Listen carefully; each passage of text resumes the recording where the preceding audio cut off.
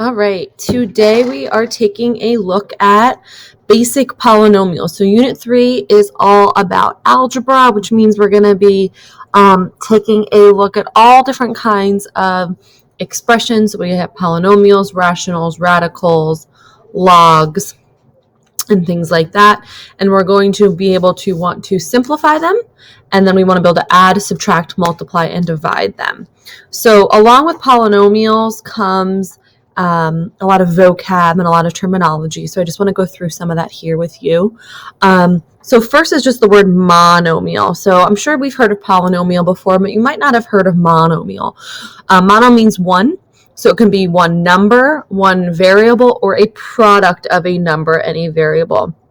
So a number, like it could be 3, it could be x, or it could be like 3x and y squared. See how they are all products of each other? So we have variables, we have powers of variables, and we have some numbers.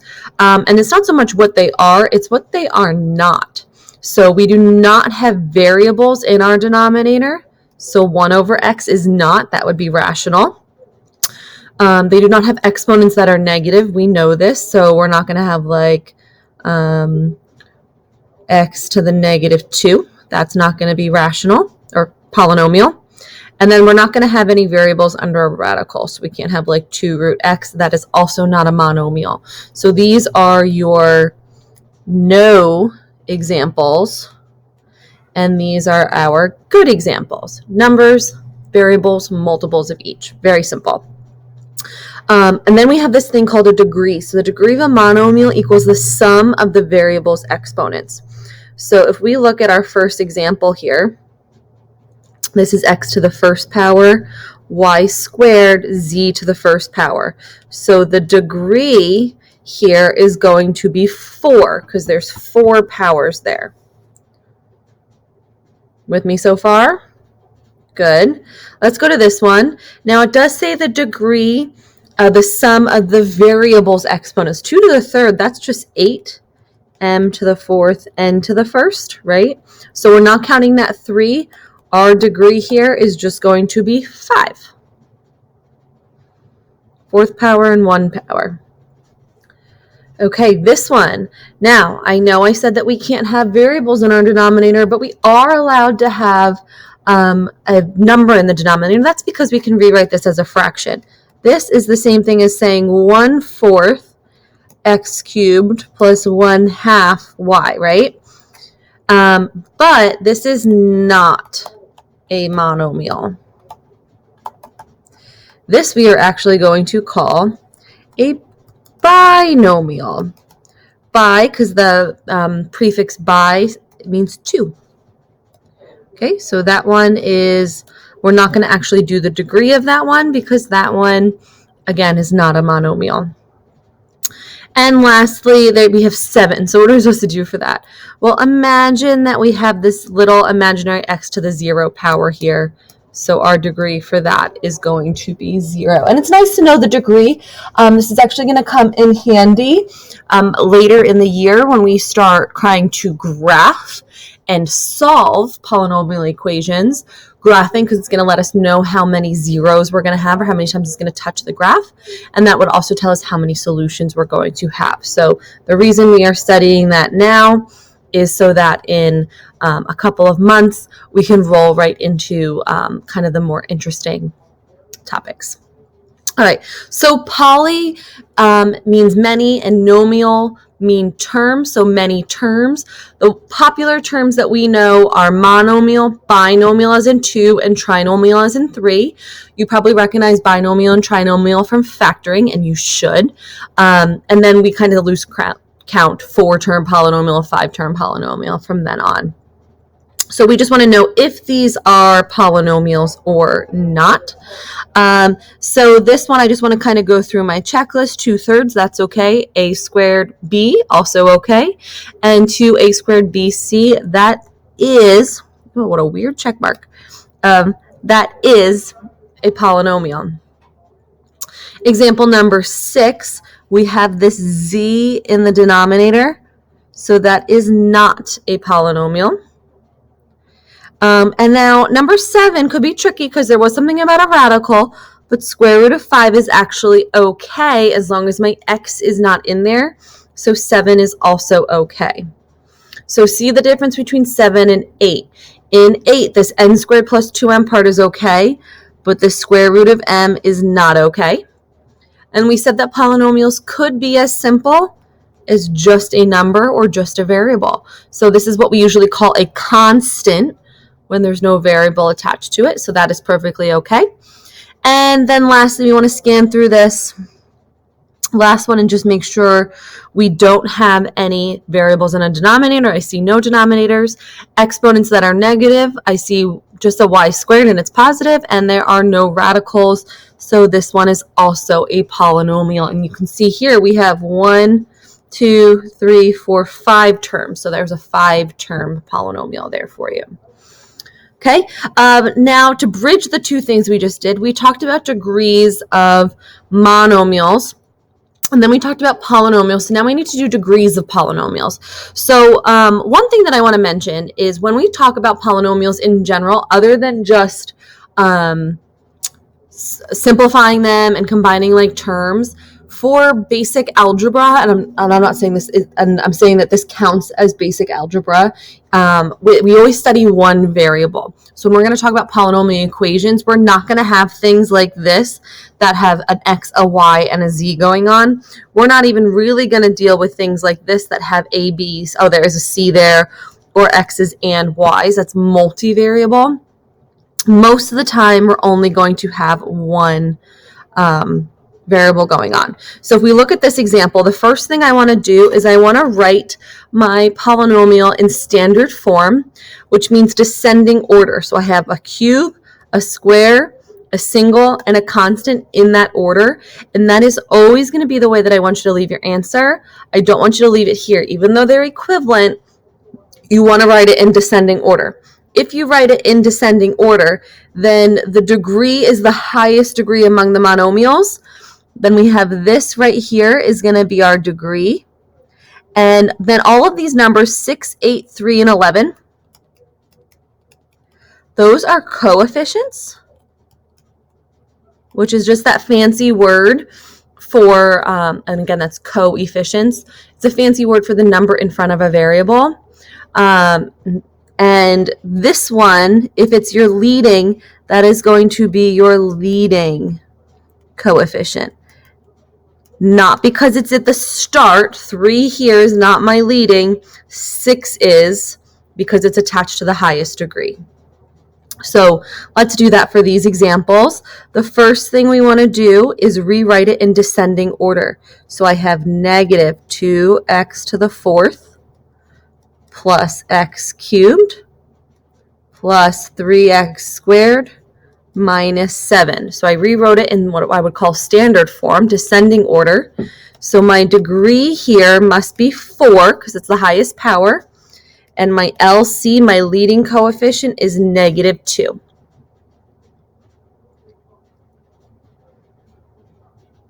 Okay, I did say most of the time we're only going to have one variable, but I want to talk about what if there's 2.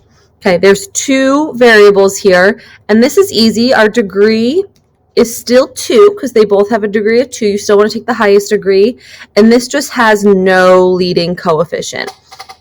Generally, this would be the way that you would write something with x's and y's. You would go x terms highest to lowest, and then work your way up lowest to highest with y terms, but I tend to not be too picky with that because there's so few examples of them this year. We will talk when we get into solving and graphing the difference between standard form and factored form. Right now, if this was an equation, if this was y equals 3x minus 1, 2x squared plus 1, this will be an equation in factored form because you see it here in factors. Well, we want to write it in standard form. So to do that, we're just going to multiply it out. This is going to give me 6x cubed plus 3x minus 2x squared minus 1 when we FOIL.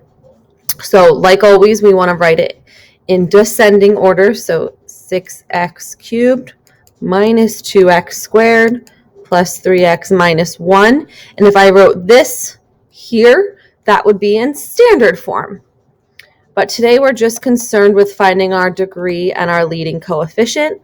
So you can see that our degree is 3 and our leading coefficient is 6. So that's how we're going to find degrees and leading coefficients. So it's kind of funny because we did have to do some multiplication here. I felt like this was fair because it is just two binomials and we know how to FOIL. But we will want to discuss adding, subtracting, and multiplying all polynomials. So adding and subtracting means to perform the indicated operations, which you're just combining like terms. And like terms are terms that share the same variables raised to the same power. We should know how to combine like terms. This is not anything groundbreaking here. I just really want to focus on vocab. Combining like terms is adding and subtracting. And I also want to share a few tips. So one thing that I want to share with you guys is taking a little extra time. I know I always rush through a lot, but I think that if we take the time to rewrite this, everything becomes a little clearer. So I'm going to rewrite this as 2x squared minus 5x minus 1 minus x squared plus 7x minus 4. I'm going to make sure that I distribute that negative sign. So maybe you don't rewrite it. Maybe you just change all the signs and that's totally fine. But then we're going to go through and I look for my highest degree first, since we want to always write in descending order, which is an x squared. So I have two x squared terms. That reduces to 1x squared. Now I have a 5x and a 7x, which is going to give me a 12x. So that was a negative 5x. So let me backtrack that. Where's my eraser? That is going to give me negative 5x and 7x is going to give me 2x. And I have a negative 1 and a negative 4, which is a negative 5. X squared plus 2x minus 5. You might also see that I kind of underlined each term, by the way. And you're going to watch another video that does that. But each thing being added or subtracted is called a term. You're going to watch another video that goes over more vocab for you here. But each individual thing, again, being added or subtracted is called a term. So let's do that one more time. When it's addition, you do not have to rewrite the problem. I just want to scan and see what's my highest degree. It's to the 5th. So I'm getting negative z to the 5th. Do I have any to the 4th? No. Do I have any cubed? No. Squared? No. So then I am seeing I have 2z, so I want to do that next, and then I'm going to do my zy terms, and that's going to give me 2zy, and that one is done. So again, I highlighted each term that I used so that at a glance I can check my work and know that I used every single one. All right, when we add, subtract, multiply polynomials, our answers are also polynomials. So this does mean that the set of polynomials is closed under addition, subtraction, and multiplication. And all that means is that when you, closed means that when you do an operation with two members of that set, your answer also belongs in that set. Versus, I want you to think of integers, all right? Integers are closed under addition, subtraction, and multiplication. If you add two integers, subtract two integers, or multiply two integers, your answer will always be an integer. But division is not closed. Division is open, because if I have an integer 2 and 3 and I divide them, I'm going to get a rational number, not an integer. So that's what that little note there means for you. All right, multiplying polynomials. I just want you to think of the distributive property and just be careful when you do this. So this is going to give me, you multiply the fronts, so that's going to give me negative 18. And our exponent rule tells us that we add exponents, so that's going to be y to the 5th. Next term, negative 3 times 4 is negative 12. We add our exponents, so y to the 3rd. And then lastly, negative times a negative is a positive, 6y squared. And since the original was kind of in descending order, our answer is as well. Again, you should be really familiar with the look of number 17. That is a classic binomial. Binomial, it'll give us a trinomial. That's when we FOIL. So we do our firsts, we do our outers, we do our innards, and we do our lasts. That's what that FOIL stood for. And then you never want to keep it like this. You always want to simplify like terms at the end. So we're going to get 5x squared minus 18x minus 8. And that's something you should be pretty comfortable with. 18, I still see every year someone who says that this is 9 plus 4x squared. Powers are not distributable. All right. I do suggest you take this and rewrite it for what it is. 3 minus 2x, 3 minus 2x, and FOIL. This gives us our perfect square trinomial. When we FOIL, we'll get 9 minus 6x minus 6x plus 4x squared. And I'm going to do two steps in one here. I'm A, going to reorder them, and B, combine these two terms. So I'm starting with 4x squared, subtracting 12x. I combined those negative 6x's, and I added 9. And so 4x squared minus 12x plus 9 should be my answer here, which is not 9 plus 4x squared. 4x squared is part of my answer. 9 is part of my answer, but what happened to that negative 12x? It's really important that we include that. So do not go and distribute powers inside parentheses when you have multiple terms. All right. 2 more for you here. Number 19, I'm going to add in a new vocab word for you guys. We talked about terms. Actually, let's take our highlighter here. So in green, these are terms. Oh, that's ugly. In green, those are terms. In pink, I have a factor. Okay, let's do another one. We will do in blue. Blue, this is also a picture of a factor versus a term. So factors are groups of things that are being multiplied to each other, and terms are the individual things being added and subtracted to each other. So that's just a bit of language there for you. All right, let's jump back into this. We can't call it foiling anymore. You know what? I'm going to erase this as I talk. We can't call this foiling anymore because